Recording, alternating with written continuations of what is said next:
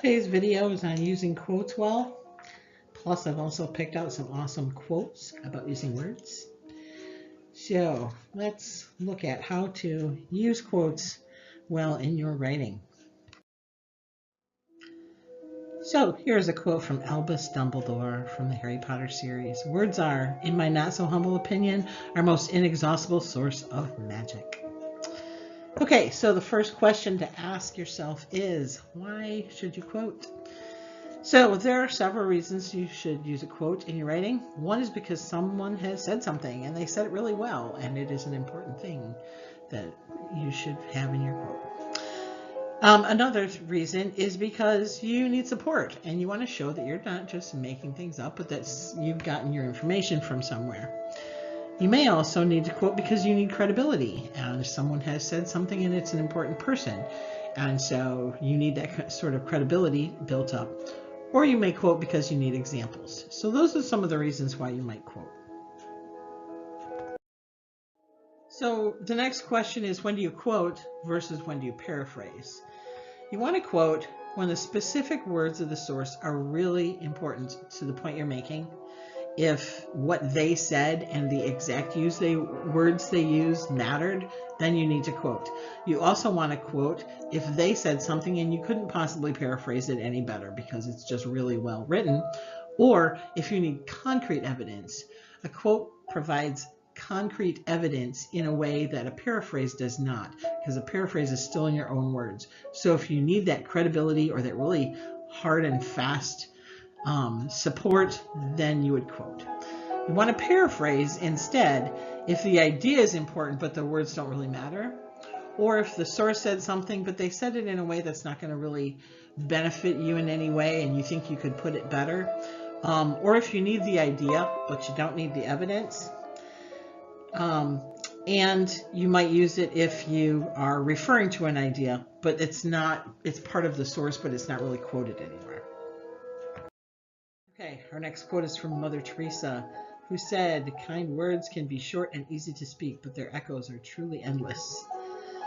Okay, so there are 4 steps to incorporating quotes smoothly into your writing. They are providing context, using a signal phrase, citing, and explaining. So let me walk through these one by one. Our quote here is from Robin Williams. "No matter what people tell you, words and ideas can change the world." I miss Robin Williams. Okay, so the first step is to provide context. So your idea, you want to think about why it is that you're quoting. So to go back to the beginning, why are you quoting? Are you quoting because of the word choices themselves? Are you quoting because you want to provide support for yourself? Or are you quoting because you need that credibility? Answering those questions will determine the kind of context you want to provide. So if the who is what matters, then that would give you this credibility, right? If you need credibility, then you want to tell us who it is you're quoting and provide that person who can back you up. If perhaps it's support, then when might be important. Maybe the person themselves is not that important, but maybe it came from an event that someone might remember or an era that matters. And the why the quote was said to begin with might also matter. What was it in response to? What was going on at the time? So answering these questions can help you determine what kind of context you need to provide for that quote. The next part is using what's called a signal phrase. Okay? Oh, here's my quote. "Words are singularly the most powerful force available to humanity. We can choose to use this force constructively with words of encouragement or destructively using words of despair." Beautiful quote. Okay, so the signal phrase. A signal phrase is nothing really more than she said or he said. The way to know whether or not you need that signal phrase is to read your quote aloud in context. Read, and then if you can't tell where that quotation starts, then you need that he said, she said. Otherwise, it's just floating in there and it sounds to the reader like you say it. So that is really important. But you don't have to use this word over and over. You can say, "She argues, he observes that they remarked about," and etc. So and this isn't even just an exhaustive list. There are I don't know, tens, dozens of them. So think about ways that you can add variety so you don't say the same thing over and over. Our next quote: words have energy and power with the ability to help, to heal, to hinder, to hurt, to harm, to humiliate, and to humble. Powerful again, right? Okay, citations. You always cite. When you quote, you cite. Period. So your author, whoever said the quote, needs to either go in that signal phrase, so Smith said, or in the quotation marks. It doesn't have to be both. All right, but it needs to be in there somewhere. You need that author. If there is no author, then you say what the source is, like webmd.com says that, right? But you need it one or the other place. And then you have either a page number or a paragraph number. If there is a page number, you go with that. If there's not, then you go with the paragraph number. And then the period goes at the end of the sentence.